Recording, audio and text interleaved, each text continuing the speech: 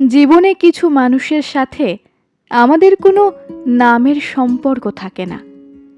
নামহীন সম্পর্কে তাই অধিকার খাটানো যায় না। তাকে নিজের করে পাওয়ার স্বপ্ন দেখাটাও যেন অন্যায় হয়ে দাঁড়ায়। সেই মানুষগুলোকে আমরা প্রিয় মানুষ বলতে পারি না, আবার ভালোবাসিও বলতে পারি না। নিজের মনের সাথে সব সময় একটা মানসিক দ্বন্দ্ব লেগে থাকে। বারবার মনে প্রশ্ন জাগে, মানুষটাকে নিয়ে কেন এত ভাবছি?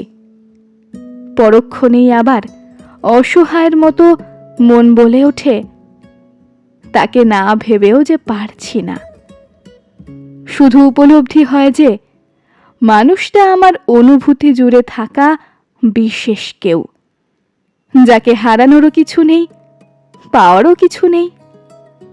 এজন্যই হয়তো কেউ একজন সুন্দর করে বলেছেন, আমাদের প্রেম হয়নি, হবেও না। ভালোবাসি প্রকাশ করা হয়নি, হবেও না।